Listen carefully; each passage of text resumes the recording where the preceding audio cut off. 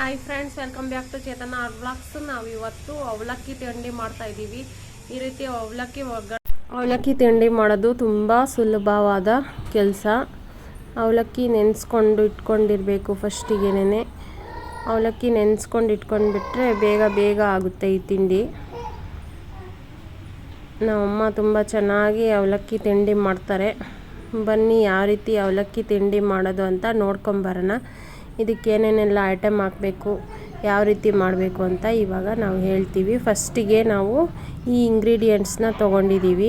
ಈರುಳ್ಳಿ, ಹಸಿಮೆಣಸಿನ್ಕಾಯಿ, ಕೊತ್ತಂಬರಿ ಸೊಪ್ಪು, ಟೊಮೊಟೊ, ಕಾಯಿ ತುರಿ ಸ್ವಲ್ಪ, ಹಂಗೆ ಕರಿಬೇವಿನ ಸೊಪ್ಪು. ಇಷ್ಟನ್ನು ನೀಟಾಗಿ ಸಣ್ಣಗೆ ಹಚ್ಕೊಂಡಿದ್ದೀನಿ. ಈರುಳ್ಳಿ ಉದ್ದುದಕ್ಕೆ ಸೀಳ್ಕೊಂಡಿದ್ದೀನಿ, ಹಸಿರುಗಾಯಿನೂ ಅಷ್ಟೇ ಉದ್ದುದಕ್ಕೆ ಸೀಳ್ಕೊಂಡಿದ್ದೀನಿ. ಸೊ ಇವಾಗ ಈ ರೀತಿ ತಿಂಡಿ ಮಾಡೋದು ಹೇಗೆ ಅಂತ ನೋಡ್ಕೊಂಡು ಬರೋಣ. ಫಸ್ಟಿಗೆ ಇದಿಷ್ಟು ರೆಡಿ ಮಾಡ್ಕೊಂಡ್ಬಿಟ್ರೆ ಆಮೇಲೆ ತುಂಬ ಈಸಿ ಆಗುತ್ತೆ. ಒಂದು ಅರ್ಧ ಹೋಳು ನಿಂಬೆಹಣ್ಣು ಬೇಕಾಗುತ್ತೆ. ಇವಾಗ ಬಾಣಲಿಗೆ ಎಣ್ಣೆ ಹಾಕ್ತಾಯಿದ್ದಾರೆ. ಒಂದು 4-5 ಸ್ಪೂನು ಎಣ್ಣೆ ಚೆನ್ನಾಗಿ ಬಿಸಿ ಆಗಬೇಕು. ಇದೇ ಲೇಟ್ ಆಗೋದು, ಎಣ್ಣೆ ಕಾಯೋದಕ್ಕೆ ಸ್ವಲ್ಪ ಲೇಟ್ ಆಗುತ್ತೆ. ಎಣ್ಣೆ ಕಾದಿದೆಯಾ ಇಲ್ವಾ ಅಂತ ಅಂದ್ಬಿಟ್ಟು ಇವಾಗ ಸಾಸಿವೆ ಹಾಕಿ ಟೆಸ್ಟ್ ಮಾಡ್ತಾಯಿದ್ದಾರೆ. ಸೊ ಇವಾಗ ಅವಲಕ್ಕಿ ತೊಳೆದು ಇಟ್ಕೊಂಡಿದ್ದೀವಿ. ಚೆನ್ನಾಗಿ 2 ಸರಿ ವಾಶ್ ಮಾಡಿಕೊಂಡು ಒಳ್ಳೆ ನೀರಲ್ಲಿ ಚೆನ್ನಾಗಿ ತೊಳೆದು ಇಟ್ಕೊಂಡಿದ್ದೀವಿ. ಇವಾಗ ನೆನಿಬೇಕು ಸ್ವಲ್ಪ. ಅವಲಕ್ಕಿ ನೆಂದ್ರೇ ಒಳ್ಳೆಯದು. ಈಗ ಸಾಸಿವೆ ಹಾಕ್ತಾಯಿದ್ದೀವಿ. ಅವಲಕ್ಕಿ ಎಷ್ಟು ಚೆನ್ನಾಗಿ ನೆನೆಯುತ್ತೆ ಅಷ್ಟು ಒಳ್ಳೆಯದು. ಮಿನಿಮಮ್ ಒಂದು 10 ನಿಮಿಷ, 1/4 ಗಂಟೆ ನೆನೆಸಿದ್ರೆ ಚೆನ್ನಾಗಿ ಮೆತ್ತಗಾಗುತ್ತೆ ಅವಲಕ್ಕಿ. ಒಂದು ಪ್ಲೇಟ್ ಮುಚ್ಚಿಟ್ಬಿಟ್ರೆ ನೀಟಾಗಿ ಅರಳ್ಕೊಳ್ಳುತ್ತೆ. ಇವಾಗ ನೋಡಿ ಸಾಸಿವೆ ಸಿಡ್ದಿದೆ. ಇವಾಗ ಕಡಲೆ ಬೀಜ ಎಲ್ಲ ರೆಡಿ ಮಾಡ್ಕೊತಾ ಇದ್ದೀವಿ. ಕಡಲೆ ಬೀಜದಲ್ಲಿ ಒಂದೊಂದು ಸರಿ ಸಣ್ಣದು ಕಡಲೆ ಬೀಜ, ಕೆಟ್ಟಿರೋ ಕಡಲೆ ಬೀಜ ಎಲ್ಲ ಇರುತ್ತೆ. ಅವೆಲ್ಲ ನೋಡ್ಕೊಂಡು ನೀಟಾಗಿ ಕ್ಲೀನ್ ಮಾಡಿ ಇಟ್ಕೋಬೇಕು. ಒಂದೊಂದು ಉಳ್ಕ ಇರ್ತವೆ. ಸೊ ನೀಟಾಗಿ ಇರೋಂಥ ಕಡಲೆ ಬೀಜನ ನೋಡಿಕೊಂಡು ತೊಗೋಬೇಕು. ಇವಾಗ ಕಡಲೆಬೇಳೆ ಹಾಕಿದ್ರೆ ಚೆನ್ನಾಗಿರುತ್ತೆ. ಕಡಲೆಬೇಳೆ ಸ್ವಲ್ಪ ತೊಗೊಂಡಿದ್ದೀವಿ. ಈಗ ಸಾಸಿವೆ ಕಾದಿದೆ. ಈಗ ಸಾಸಿವೆ ಸಿಡ್ದಿದೆ. ಸೊ ಇವಾಗ ಸ್ವಲ್ಪ ಜೀರಿಗೆ ಹಾಕ್ತಾಯಿದ್ದೀವಿ. ಜಾಸ್ತಿ ಏನಿಲ್ಲ, ಸ್ವಲ್ಪ ಹಾಕ್ಬೇಕು ಜೀರಿಗೆನ. ಎಣ್ಣೆ ಕಾಯೋದೇ ತುಂಬ ಮುಖ್ಯ.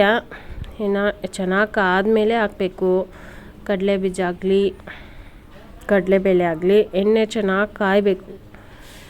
ಎಣ್ಣೆ ಚೆನ್ನಾಗಿ ಕಾಯಿದ್ರೇ ಕಡಲೆ ಬೀಜ ಚೆನ್ನಾಗಿ ಫ್ರೈ ಆಗುತ್ತೆ. ಕಡಲೆ ಬೀಜ ಚೆನ್ನಾಗಿ ಫ್ರೈ ಮಾಡ್ಕೋಬೇಕು, ಇಲ್ಲಾಂದರೆ ಹಸಿ ಹಂಗೆ ಇರುತ್ತೆ. ಅದು ಟೇಸ್ಟ್ ಬರಲ್ಲ ಅವಲಕ್ಕಿ ತಿನ್ನುವಾಗ. ಹಸಿ ಇದ್ದರೆ ಚೆನ್ನಾಗಿರಲ್ಲ. ಇವಾಗ ಹಸಿಮೆಣ್ಸಿನ್ಕಾಯಿ ಹಾಕ್ತಾಯಿದ್ದೀವಿ. ಹಸಿಮೆಣ್ಸಿನ್ಕಾಯಿನೂ ಅಷ್ಟೇ ಚೆನ್ನಾಗಿ ಫ್ರೈ ಆಗಬೇಕು. ಕಡಲೆ ಬೀಜನೂ ಅಷ್ಟೇ ಚೆನ್ನಾಗಿ ನೋಡಿ ಯಾವ ಥರ ಕಲರ್ ಬಂದಿದೆ ಆ ಥರ ಕಲರ್ ಬರೋಂಗೆ ಫ್ರೈ ಆಗಬೇಕು. ಚೆನ್ನಾಗಿ ಸಿಡ್ದು ಎಲ್ಲ. ಕರಿಬೇವಿನ ಸೊಪ್ಪು, ಈರುಳ್ಳಿ ಹಾಕ್ತಾಯಿದ್ದೀವಿ. ಈರುಳ್ಳಿ ಚೆನ್ನಾಗಿ ಬಾಡಿಸ್ಕೋಬೇಕು. ಇಲ್ಲಿ ಮೇಯ್ನ್ ಇರೋದೇ ಈರುಳ್ಳಿನ ಚೆನ್ನಾಗಿ ಫ್ರೈ ಮಾಡ್ಕೋಬೇಕು. ಅದೇ ಲೇಟ್ ಆಗೋದು, ಈರುಳ್ಳಿದೇ ಲೇಟ್ ಆಗೋದು. ಎಣ್ಣೆ ಕಾಯೋಕ್ಕೆ ಎಷ್ಟು ಟೈಮ್ ತಗೊಳ್ಳುತ್ತೋ ಈರುಳ್ಳಿ ಫ್ರೈ ಆಗೋಕ್ಕೂ ಅಷ್ಟೇ ಟೈಮ್ ತಗೊಳುತ್ತೆ.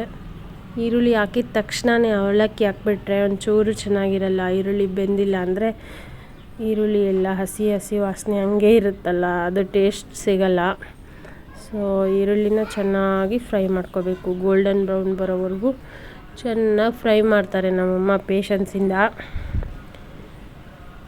ನಾನಾದರೆ ಇಷ್ಟು ಪೇಷನ್ಸಿಂದ ಫ್ರೈ ಮಾಡೋದೇ ಇಲ್ಲ, ಹಂಗೆ ಹಾಕ್ಬಿಟ್ಟಿರ್ತೀನ. ಅದು ಈರುಳ್ಳಿ ಎಲ್ಲ ಹಂಗೆ ಇರುತ್ತೆ. ಸೊ ನೋಡಿ ಈ ಥರ ಚೆನ್ನಾಗಿ ಫ್ರೈ ಮಾಡ್ಕೋಬೇಕು ಈರುಳ್ಳಿನ.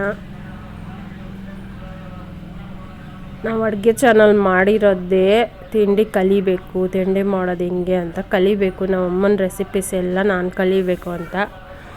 ಸೊ ಆವಾಗ ನಾನು ನೋಡ್ಕೋಬೋದಲ್ಲ ಚಾನಲಲ್ಲಿ ಯಾವ ರೀತಿ ಅಡುಗೆಗಳು ಮಾಡ್ತಾರೆ ಅಂತ. ಹಾಗೆ ನೋಡ್ಕೊಂಡು ನಾನು ಮಾಡ್ಬೋದಲ್ಲ. ಅಂತ ಚಾನಲ್ ಸ್ಟಾರ್ಟ್ ಮಾಡಿದ್ದು ನಾವು. ಇವಾಗ ಅರಶಿನ ಪುಡಿ ಹಾಕ್ತಾಯಿದ್ದೀವಿ. ಸ್ವಲ್ಪ ಹಾಕೊಳ್ಳಿ, ಜಾಸ್ತಿ ಹಾಕ್ಕೊಂಡ್ರೆ ಜಾಸ್ತಿ ಹೆವಿ ಕಲರ್ ಆಗಿಬಿಡುತ್ತೆ, ಆಮೇಲೆ ವಿಷ ಬಂದುಬಿಡುತ್ತೆ. ಈರುಳ್ಳಿನ ನೀಟಾಗಿ ಸ್ವಲ್ಪ ಪೇಷನ್ಸಿಂದಾನೇ ಜಾಸ್ತಿ ಹೊತ್ತು ಫ್ರೈ ಮಾಡ್ಕೊಳ್ತಾ ಇದ್ದೀವಿ. ಪೇಷನ್ಸ್ ಇರಬೇಕು ಅಡುಗೆ ಮಾಡೋಕ್ಕೆ, ಚೆನ್ನಾಗಿ ಫ್ರೈ ಮಾಡ್ಕೊಂಡ್ರೇ ಟೇಸ್ಟ್ ಬರೋದು. ಇವಾಗ ಇದಕ್ಕೆ ಟೊಮೊಟೊ ಹಾಕ್ತಾಯಿದ್ದೀವಿ, ಕೊತ್ತಂಬರಿ ಸೊಪ್ಪು ಹಾಕ್ತಾಯಿದ್ದೀವಿ. ಇವಾಗ ಇನ್ನೊಂದು ರೌಂಡ್ ಫ್ರೈ ಮಾಡ್ಕೊಳ್ತಾರೆ ನೋಡಿ. ಫ್ರೈ ಮಾಡಿ ಫುಲ್ಲು ಈರುಳ್ಳಿ ಎಲ್ಲ ಸಣ್ಣಗಾಗೋಗ್ಬಿಟ್ಟಿವೆ. ಸೊ ನೋಡಿರಿ, ಇವಾಗ ಟೊಮೊಟೊ ಕೊತ್ತಂಬರಿ ಸೊಪ್ಪು ಎಲ್ಲ ಫ್ರೈ ಆಗಲಿ ಅಂತ ಇವಾಗ ಉರಿ ಕಡಿಮೆ ಮಾಡಿದ್ದಾರೆ. ಈ ರೀತಿ ಉರಿ ಕಡಿಮೆ ಮಾಡೋದು, ಉರಿ ಜಾಸ್ತಿ ಮಾಡೋದು ಅದು ಕೂಡ ಟೇಸ್ಟಿಗೆ ಆ್ಯಡ್ ಆಗುತ್ತೋ ಏನೋ ಗೊತ್ತಿಲ್ಲ ನನಗೆ. ಉಪ್ಪು ಹಾಕ್ತಾಯಿದ್ದಾರೆ. ಇಲ್ಲಿ ಪುಡಿ ಉಪ್ಪನ್ನೇ ಬಳಸ್ತಾ ಇದ್ದೀವಿ.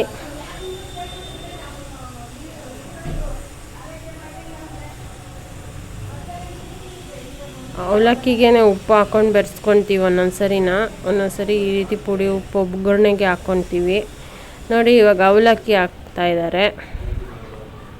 ಅವಲಕ್ಕಿ ಚೆನ್ನಾಗಿ ನೆಂದಿದೆ. ಇವಾಗ ಅವಲಕ್ಕಿ ಹಾಕ್ಬಿಟ್ರೆ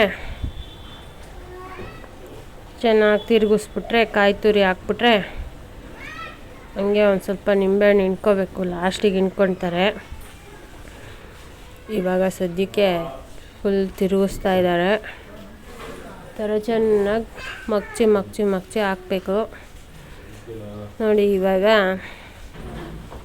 ನಿಂಬೆ ರಸ ಹಿಂಡ್ಕೊಳ್ತಾ ಇದ್ದೀವಿ.